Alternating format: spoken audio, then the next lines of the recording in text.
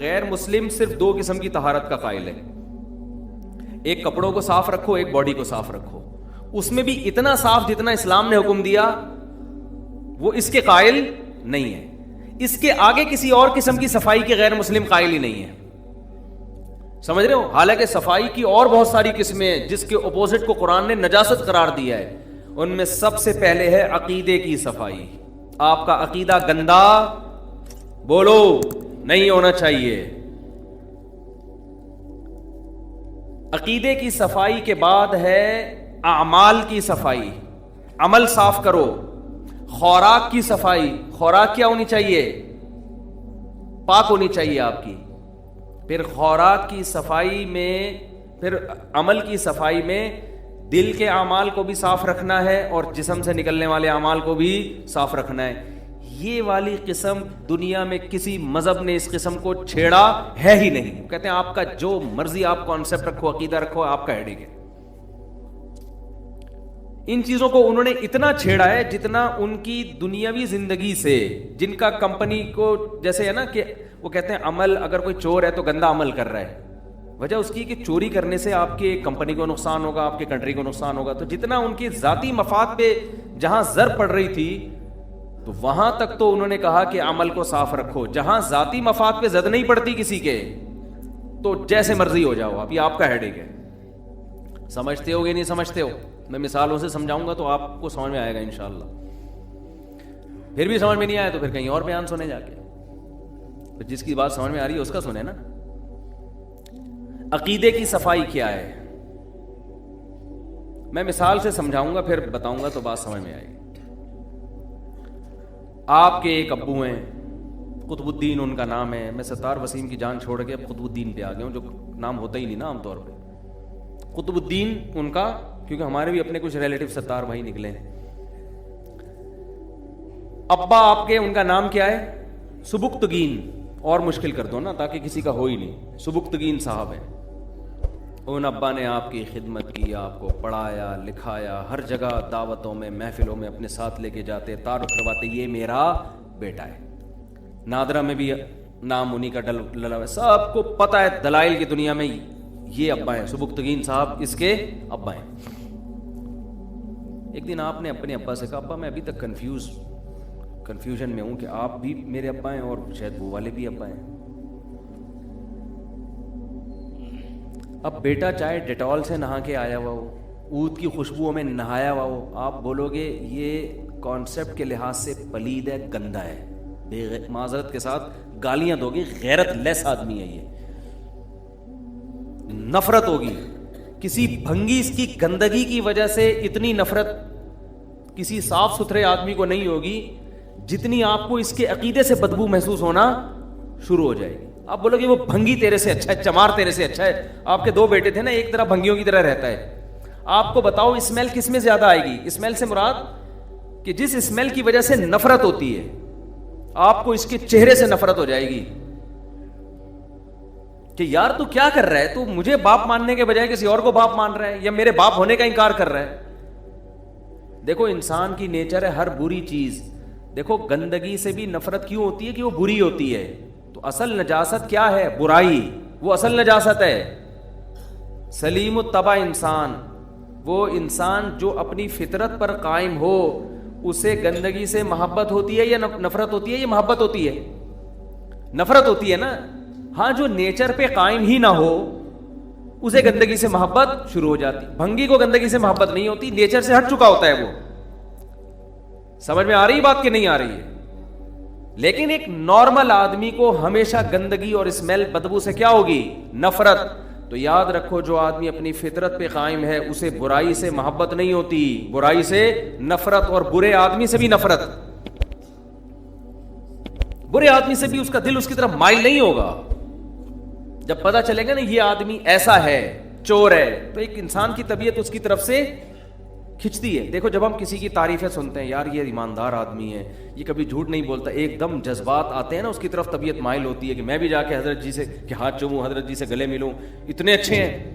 یہ انسان کی نیچر ہے, چاہے گورا ہو, کافر ہو, مسلم ہو, سب کی نیچر ہے یہ. تو اصل میں انسان کی نیچر یہ ہے کہ اسے گندگی سے نفرت ہوتی ہے, برائی سے نفرت ہونا اس کی علامت ہے کہ برائی بھی کیا ہے؟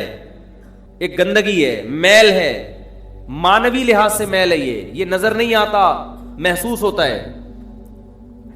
تو شرک سب سے بڑی گندگی اور نجاست ہے جس سے اسلام نے ہمیں بچنے کا بولو حکم دیا. لیکن دنیا میں اس نجاست پر نہ بیانات ہوتے ہیں، نہ اس نجاست سے اس دنیا میں انسانوں کو بچانے کی کوشش کی جاتی ہے. قرآن کہہ رہا ہے انما المشرکون نجس، مشرک نجس ہیں، نجس. فلا یقربوا المسجد الحرام، ان کو مسجد حرام کے قریب بھی پھٹکنے مت دو. یہ بھی بھائی ایک طہارت ہے کہ آپ اپنے نظریات کو شرک کی گندگی سے پاک رکھیں، اور یہ سمجھ میں بھی آسانی سے آ جاتی ہے. دیکھو آپ کسی شخص کے پاس گئے عزت کی وجہ سے نا کہ یار یہ سنا ہے محلے کا دادا ہے، یہ محلے کا دادا ہے، اور یا دادے وادے کو چھوڑو، ونس اپون اے ٹائم دادے ہوا کرتے تھے، آج کل وہ دادے رینجرز نے مارکیٹ سے شارٹ کر دیے الحمدللہ. تو یہ آئی جی ہے پنجاب کا، سندھ کا یا فلاں کا، پولیس کا سب سے بڑا آفیسر ہے یہ صوبے کا. آپ گئے اس کے پاس. ایک انسان کی نیچر ہے کہ جو قابل عزت ہوتا ہے نا، انسان کے دل میں اس کی عظمت ہوتی ہے، چاہے وہ جیسا مرضی ہو، عظمت ہوتی ہے بہرحال. ایک اس کی طرف لگاؤ. آپ کسی بھی مشہور آدمی کو دیکھیں گے، چاہے وہ ایکٹر ہو، چاہے وہ عالم ہو، چاہے وہ بزرگ ہو، چاہے وہ چور ہی کیوں نہ ہو، انسان کا دل چاہتا ہے میں اس سے ہاتھ ملاؤں جا کے. یہ مشہور آدمی کو دیکھ کے انسان کی یہ نیچر ہے، تھوڑی سی کھلبلی دل میں مچتی ہے اس کے، کیونکہ اس کی عزت ہوتی ہے نا معاشرے میں. تو لوگ کہتے ہیں یار میں عزت دار آدمی سے ملا، یا میں اس کے پاس بیٹھ کے سیلفی. یہ انسان کی نیچر ہے. میں ایک دفعہ جا رہا تھا کراچی سے اسلام آباد، تو وہ مشہور ایکٹر ہیں جاوید شیخ اور عابدہ پروین، نام سنا ہوگا، سب نہیں سنا ہوا ہے، اس میں شرمانے کی بات نہیں ہے. تو میں بھی اس جہاز میں، اور محترمہ عابدہ پروین صاحبہ بھی، اور جاوید شیخ صاحب بھی اسی جہاز میں. ہم جب نیچے اترے تو تینوں کے ساتھ سیلفیاں چل رہی ہیں. میں نے کہا ایک طرف مولانا صاحب کے ساتھ بھی سیلفی ہو رہی ہے، گلوکاروں کے ساتھ بھی سیلفی چل رہی ہے، اور اداکاروں کے ساتھ بھی چل رہی ہے. پبلک کا کھوپڑی سمجھ میں نہیں آ رہی کہ یار تم. ظاہر ہے کچھ ایسے بھی ہوں گے جو میرے ساتھ لے رہے ہوں گے، وہاں نہیں لے رہے ہوں گے. کچھ ایسے ہوں گے جو ادھر سیلفی لے رہے ہوں گے، مجھے لفٹ نہیں کرا رہے ہوں گے. لیکن کچھ تینوں کے ساتھ ہی لے رہے ہوتے ہیں. یہ جو تینوں کے ساتھ لے رہے ہیں، ان کو مذہب سے نہیں، ان کو کہتے ہیں کوئی بھی مشہور آدمی کے ساتھ ہماری سیلفی تو ہم دکھائیں گے. بھائی میں جب کوئی شو مارے گا نا کہ وہ عابدہ پروین ایسے گاتی تھی، آپ کہیں گے یہ یہی نا، یہ دیکھو اس کے ساتھ تو میں کھڑا ہوں. یہ کیا ہے، اس کی کیا اوقات ہے؟ میں جب چاہوں سیلفی بنا کے کھڑے تو تم پتہ نہیں کیا سمجھ رہے ہو. تو یہ ہوتا ہے سیلفی کا ایک بڑا مقصد. محبت بھی ہوتی ہے لیکن یہ بھی ہوتا ہے بعض دفعہ. تو اب آپ گئے کسی عزت دار آدمی کے پاس، اس کی عظمت آپ کے دل میں، آپ گئے، سر آئی جی ہے جی، آپ بیٹھ گئے، آپ اس کے پاس جا کے. آئی جی کو آپ نے دیکھا پروٹوکول سے نکلتا ہے، دائیں بائیں گاڑیاں، بڑی عزت.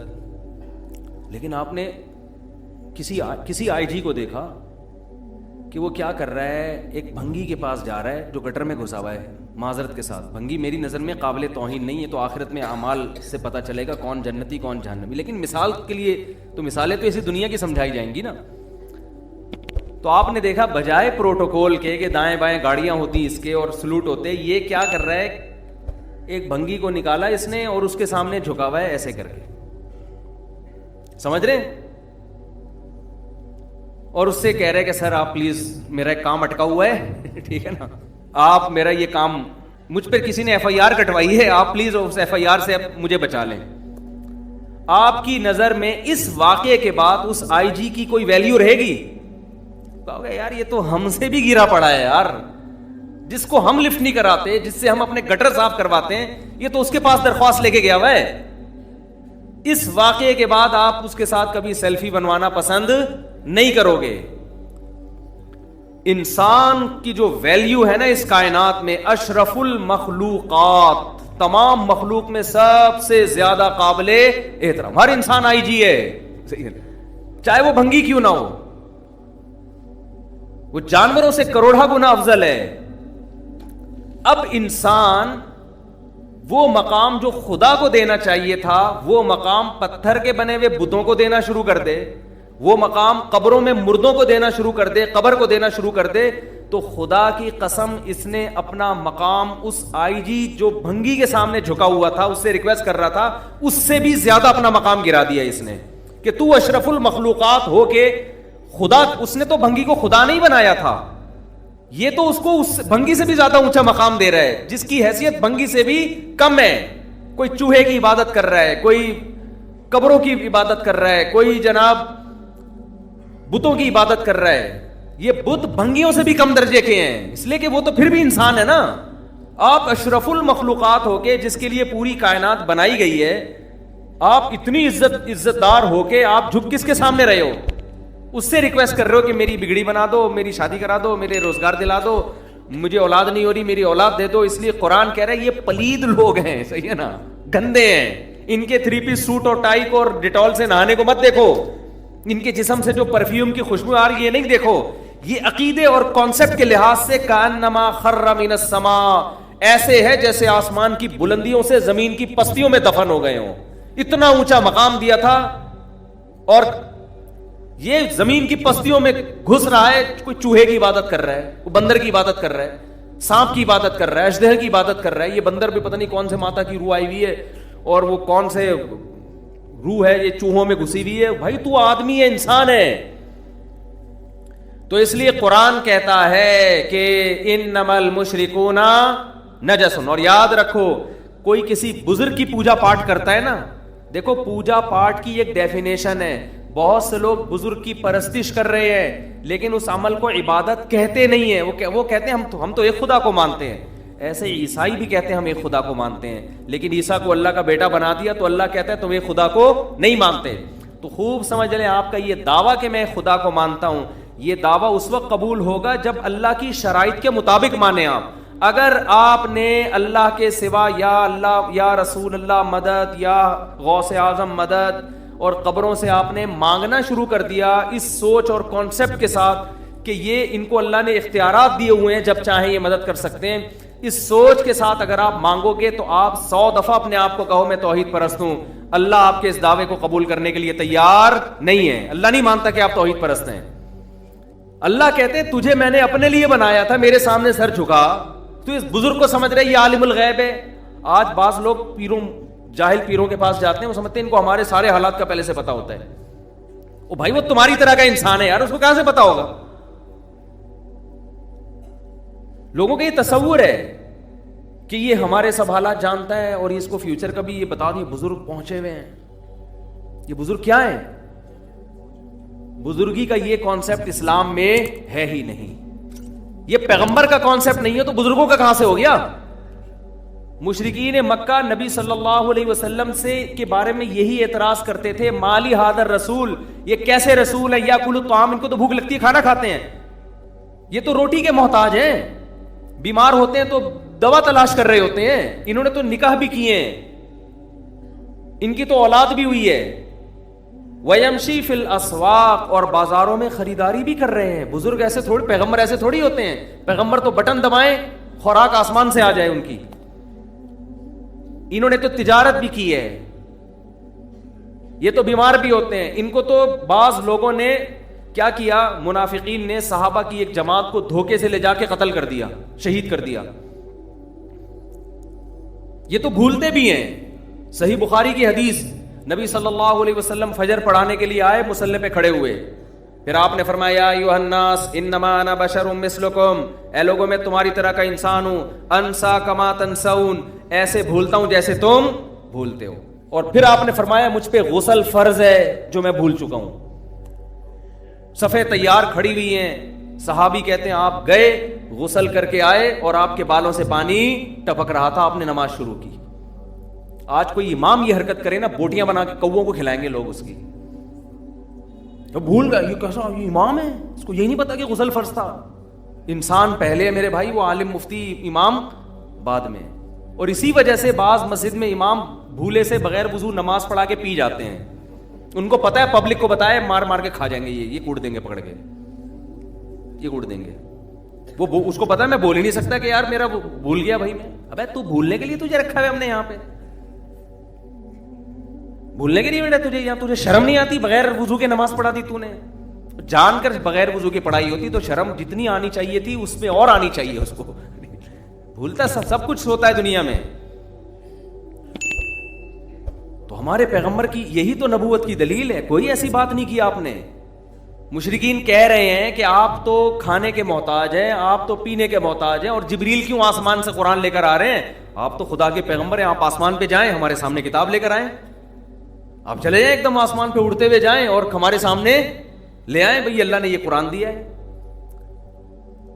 او یکون لک بیت من زخرف, آپ کا سونے کا گھر کیوں نہیں ہے؟ آپ کے پاس تو وسائل ہی نہیں ہیں. اگر آپ کے پاس طاقتیں ہوتی آپ سونے چاندی کے گھر بناتے. آپ کے تو اتنے چھوٹے چھوٹے حجرے کہ جب آپ نماز میں سجدے میں جاتے ہو تو آپ کی زوجہ کو پاؤں سمیٹنے پڑتے ہیں, سجدے کی جگہ بھی نہیں ہے. معاذ اللہ, نقل کفر. وہ کہتے تھے ایسا مسکین اور ایسا غریب بزرگ یا پیغمبر نہیں ہو سکتا. پتہ نہیں اس مشرک نے ہمارے دور کے جو جعلی پیر ہیں وہ دیکھے ہوں گے ان مشرکین نے, کیونکہ اتنے موٹے موٹے کٹے اور دمبے حقیقت ہے نذرانے کے پھوڑ رہے ہوتے ہیں. ایک دمبا ہوتا ہے, کسی پیر صاحب کو ہدیہ ملا, ہدیے پر گورنمنٹ کی طرف سے کوئی پابند, کوئی کسی کو دمبا بھی دے سکتا ہے, بکرا بھی دے سکتا ہے, گھڑی بھی دے سکتا ہے. اس پہ نہ ہمیں اعتراض ان لوگوں پہ ہے جو روحانیت کے نام پہ دمبے کٹواتے ہیں کہ اس سے بلائیں ٹلتی ہیں. تعویذ دے دیا, 2 بکرے لیا, 1 مرغی لیا, لا بھی میرے پاس ہی, اور بڑے ہوشیار ہوتے ہیں. شروع میں کہیں گے وہیں کاٹ دو, پھر کہیں گے چلو ادھر لا کے کاٹ دو. تو او بھائی, یہ سارے بزرگ پیغمبر, قرآن بار بار کہتا ہے کہ جب پیغمبر کے بارے میں کہا نا کہ یہ کیسے پیغمبر ہیں, تو کھاتے ہیں, یہ تو نکاح بھی کرتے ہیں, اور یہ تو بیمار بھی ہوتے ہیں, تو قرآن نے ان تمام باتوں کا کیا جواب دیا دیجئے کہ اچھا وہ کہتے تھے کہ آپ زمین پہ ایسے اشارہ کریں چشمہ جاری ہونا چاہیے, نہریں جاری ہو جائیں, انگور کے باغات پیدا کر کے دکھائیں آپ. تو قرآن نے ان تمام باتوں کا کیا جواب دیا؟ یہ نہیں کہا کہ آپ ان سے کہیں کہ میں اللہ سے کہتا ہوں میرے ہاتھ پہ جاری کر دے, ٹھیک ہے میں کوشش کرتا ہوں. شعبت باز آدمی تو یہی کرتا ہے نا. ہمارے پیغمبر نے کیا کہا؟ اے نبی, قرآن نے کہا اے نبی آپ ان سے کہہ دیجئے سبحان ربی, میرا رب ہر عیب سے پاک ہے, وہ سب کچھ کر سکتا ہے, میں کچھ بھی نہیں کر. میں نے اگر چاند کے 2 ٹکڑے کر دیے تھے تو میں نے کیے ہی نہیں تھے, وہ کس نے کیے تھے؟ وہ اللہ نے کیے تھے. تو جب وہ کروا دے گا تو کر لیں گے, نہیں کروائے گا تو بھائی میں تھوڑی کچھ کر سکتا ہوں. هل كنت الا بشرا رسولا, میں تو ایک انسان ہوں اور خدا کا بھیجا ہوا پیغمبر ہوں. انما انا بشر مثلکم, تمہارے جیسا انسان ہوں, جیسے تمہیں روٹی کی حاجت ہے مجھے بھی حاجت ہے. تم بیماری میں تکلیف میں ہوتے ہو, میں بھی تکلیف میں ہوتا ہوں. اوعکو کما یوعکو رجلان, حدیث میں آتا ہے مجھے بخار کی تکلیف عام آدمی سے دگنی ہوتی ہے. ہمارے ہاں عجیب ہی کانسیپٹ بنائے ہوئے ہیں نا نیک آدمی کا کہ یہ اس کو تکلیف نہ ہو, کوئی فالج ہو گیا تو یہ نیک نہیں ہے, اس کو عذاب آیا ہے. بھائی سب کچھ ہے, بڑے بڑے بزرگوں پہ فالج بھی ہوتا ہے, لکوہ بھی ہو سکتا ہے, آنکھی بینائی بھی ضائع ہو سکتی ہے, یہ سب اللہ کی طرف سے دنیا میں, یہ سب کے ساتھ سب کچھ ہوگا. ان چیزوں کا نہ بزرگی سے کوئی تعلق نہ نبوت سے کوئی تعلق ہے. تو بزرگ کو اپنے جیسا انسان سمجھا کرو, ٹھیک ہے نا. سوال پیدا ہوتا ہے پھر اس کو لوگوں پہ فضیلت کیا ہے؟ فضیلت یہ ہے کہ وہ شریعت پہ چلتا ہے اور آپ نہیں چلتے. فضیلت یہ ہے کہ اس کے دل میں اللہ کی محبت اور عظمت جتنی ہے اتنی آپ کے دل میں نہیں ہے. جس کے دل میں اللہ کا خوف, اللہ کی محبت, اسی طرح علم ہے, یہ 3 چیزیں ہوں تو وہ بزرگ کہلاتا ہے. اس سے محبت کیا کرو جیسے اپنے باپ سے محبت کرتے ہو. باپ سے محبت تو کرتے ہو لیکن پتہ ہے باپ بگڑی نہیں بنا سکتا. ماں کی عظمت محبت دل میں ہوتی ہے, ماں کے ہاتھ بھی چوم لیتے ہو عقیدت میں, لیکن کبھی ماں سے مرادیں نہیں مانگتے کہ ماں کے بارے میں یہ نہیں پتا ہوتا ہے یہ عالم الغیب ہے. آپ کو پتا ہوتا ہے کہ میں کیا کر کے آ رہا ہوں اور میں مدنی مسجد کا اماں کو ٹوپی کرا رہا ہوں, اماں کے فرشتوں کو بھی پتا نہیں چلے گا. تو ایسے ہی کسی بزرگ کو بھی میرے بھائی پتا بولو نا نہیں چلتا. اور جب دنیا میں نہیں چلتا مرنے کے بعد تو اور زیادہ. فالج کا ٹھیک کرانے جا رہے ہیں ایک آدمی مزار پہ, میں نے کہا وہ جو بزرگ اندر لیٹے ہوئے ہیں آپ کا ایک دھڑ کام نہیں کر رہا, ان کے 2 دھڑ کام نہیں کر رہے, وہ آپ کا ایک دھڑ کہاں سے صحیح کریں گے بھائی؟ کیا خیال ہے؟ ان کے تو دونوں کام نہیں کر رہے نا. اتنی سینس نہیں ہے یار تم میں. تو اس لیے یہ بھی شرک کی ایک قسم ہے بھائی. نہ وہ عالم الغیب ہوتے ہیں نہ وہ مشکل کشا ہوتے ہیں, وہ ہماری طرح کے انسان ہیں. لیکن بدعتیوں میں یہ پھیلتا چلا جا رہا ہے, پتہ نہیں ماں ورائے. پھر بزرگ بھی بعض باتیں کر رہے ہیں جو بدعتی قسم کے ہوتے ہیں, جس کی بات بالکل سمجھ میں نہ آئے وہ بہت زیادہ پہنچا ہوا ہے. ہاں جس کی تھوڑی تھوڑی سمجھ میں آ رہی ہے تو یہ تو ہماری طرح کا انسان ہے, تو بالکل کامن سینس کی باتیں کر رہا ہے کہ 2 اور 2 4 ہوتے ہیں, 4 اور 4 8 ہوتے ہیں, یہ تو مجھے بھی پتا ہے. جو ایسی باتیں کریں نا جو آپ کی کھوپڑی سے اوپر سے گزرے ہیں, یہ ہے پہنچا ہوا. موکل اور حمزات اور حصار, اور ایک دفعہ دامت برکاتہم آئے, پھر انہوں نے یوں کیا تو یوں ہوا. میں تو کبھی بیٹھتا ہوں نا جی, تصوف میں دونوں طرح کے لوگ ہیں, بدعتی بھی ہیں اور اہل حق بھی ہیں. تو کبھی ایسے تصوف والوں کے پاس بیٹھو جو قرآن و حدیث کو فالو نہیں کرتے, تو آپ کہتے ہو یار بھائی انسان کے بچے بن کے سیدھا سیدھا مسلمان بن جاؤ یار, یہ فضول چیزوں میں ہمیں نہ الجھاؤ. تو پتہ نہیں کس طرف لے کے جا رہے ہیں. اور اس بیماری میں عورتیں زیادہ مبتلا ہیں, سمجھتے ہو؟ تو اپنے گھروں کی خواتین کے عقیدوں کو ٹھیک کرو, بولو بیگم یہ ہماری طرح کا انسان ہے. اور یہ بھی یاد رکھو کتنا بڑا بزرگ ہونا, آدمی پہلے ہے, نر پہلے ہے وہ. لیڈیز کو اس کے پاس جانے مت دو. ایسے بھی واقعات آئے ہیں کہ کوئی جوان لڑکی نے کسی بزرگ سے کاؤنسلنگ شروع کی تو بزرگی اس پہ لٹو ہو گئے, وہ بزرگی لٹو ہو گئے. اس لیے کہ وہ بزرگ نے بھی غلط کیا. بھائی تو جوان لڑکی سے بھائی آپ اتنا فری کیوں ہو رہے ہیں؟ جو صحیح بزرگ ہوگا واقعی سچی مچی کا, وہ جوان لڑکی سے فری ہونے کی کوشش نہیں کرے, ٹو دا پوائنٹ بات کرے گا. محترمہ آپ نے جو بات پوچھنی ہے ٹو دا پوائنٹ پوچھیں, ٹھک فون بند. جس کے دل میں چور ہوتا ہے نا, اور خواتین اتنی بیوقوف ہیں ان کو اندازہ نہیں ہوتا کہ یہ جو اتنا مجھے ڈیپ میں جا کے کاؤنسلنگ کر رہا ہے نا, اتنا سمجھا رہا ہے, یہ اتنے اپنے باپ کی کبھی اس نے اتنی فکر نہیں کی ہوگی. اس کے باپ کا فون آیا اور ٹینشن میں ہو تو دیکھو کس طرح سے بات کرے گا, تجربہ کر کے دیکھ لو. تو یہ بہت ہو رہا ہے مارکیٹ میں, خواتین فون کرتی ہیں کسی موٹیویشنل کو, کوئی بہت نیک ہے, وہ فون پہ بہت تفصیل سے ایک ایک چیز ڈیپ میں جا کے سمجھا رہے ہیں. یہ اس عورت کو سمجھ جانا چاہیے کہ اس کے دل میں کیا ہے, چور ہے, فساد ہے اس کے. یہ بزرگ نہیں ہو سکتا. بہت گھر تباہ ہو چکے ہیں اس طریقے سے, بہت گھر برباد ہو چکے ہیں کہ بھائی فون کیا کسی کو بزرگ سمجھ کے, وہ بھائی انسان ہے یار. تبھی تو نبی صلی اللہ علیہ وسلم نے پیغمبر ہونے کے باوجود کبھی کسی عورت سے بغیر کسی حائل کے مصافحہ نہیں کیا. کبھی میرے پاس خواتین آتی ہیں مسائل پوچھنے کے لیے, میں کبھی دروازہ بند کر کے الحمدللہ بند کمرے میں کسی عورت کے ساتھ نہیں بیٹھتا. اس کا میں خود خیال کرتا ہوں. میں نہیں کہ میں بہت نیک ہوں, اس لیے کہ میں اپنے اوپر اعتماد نہیں کرتا. بدگمانی کا موقع بھی نہ دو. یہ ہمارا آفس ہے نا, لڑکوں کو پتا ہے پہلے ایک دروازہ کھلواؤں گا, دروازہ کھلا ہوگا, کوئی خاتون بیٹھے گی دروازہ اوپن ہوگا. آپ نہیں کر سکتے کہ کوئی جوان عورت آپ کے پاس بات کرنے کے لیے آئی ہے, آپ دروازہ بند کر کے اس کے ساتھ بیٹھیں. باہر والوں کو آپ بدگمانی کا موقع بولو دے رہے. آپ کیوں دروازہ آپ بند کیوں کیا ہے؟ نبی صلی اللہ علیہ وسلم نے کسی عورت کے ساتھ تنہائی اختیار کرنے سے منع کیا.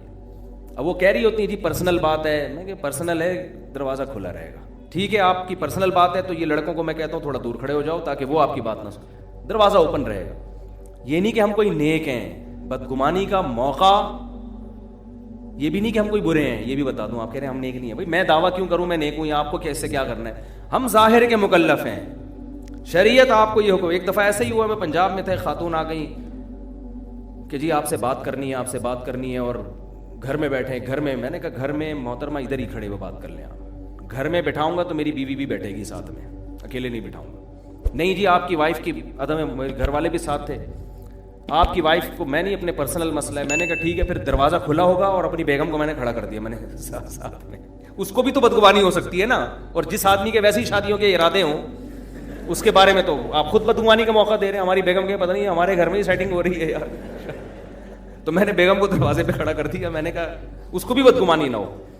لوگ اپنے آپ کو یہ باور کرانے کی کوشش کرتے ہیں ہم بہت نیک ہیں, ہم پہ انگلی اٹھا کیوں رہے ہو؟ یہ نہیں ہو سکتا بھائی. آپ نے بعض لوگ کہتے ہیں نہیں میں پیر صاحب ہوں, میں اگر بند کمرے میں خاتون کے میں پیر ہوں کہ میں غلط ہوں. تو کیوں اپنے آپ کو آپ نے اتنا فنٹر معاشرے میں قرار دیا ہوا ہے کہ آپ کو 2 نمبر ہو ہی نہیں سکتے؟ آپ کے دودھ سے دھلے ہوئے ہو یا کہ مکہ میں پیدا ہوئے تھے آپ؟ تو یہ کہاں سے آپ نے اپنے بارے میں فرض کر لیا؟ آپ بھی ایسے ہی ہو جیسے ساری دنیا کے سارے انسان ہوتے ہیں. زیادہ فنٹر کوئی اس طرح بزرگ کر رہا ہوں بھائی جان, زیادہ فنٹر کی نہیں. ہر بزرگ نر پہلے ہوتا ہے, آدمی بھی نہیں, نر پہلے ہوتا ہے, بزرگ بعد میں ہوتا ہے. ایسی کی تیسی جاؤ. تو اپنی عورتوں کی حفاظت کریں. بیوقوف خواتین ہوتی ہیں, صحیح ہے نا, مرد تو ہوشیار ہوتے ہیں. کوئی کسی پیر ویر کے, جعلی پیر کے پاس جا رہی ہے نا, اب آپ کو کیا پتہ چلے گا جعلی ہے اصلی؟ تو اسی سے بھی بہت کچھ اندازہ ہو جاتا ہے کہ ریزرو کتنا ہوتا ہے وہ. تو جب بھی جا رہے کسی خاتون سے ملنا ہے تو اپنی گھر والی کی موجودگی میں ملے, یا آخری درجہ یہ کہ کنڈی دروازہ کھلا ہو, اوپن ہو.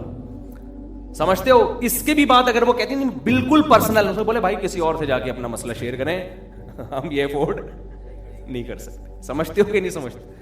تو خیر جلدی سے بات, بس ایک سیکنڈ ختم کر رہا ہوں. میں یہ عرض کر رہا تھا اسلام نام کس چیز کا ہے میرے بھائی؟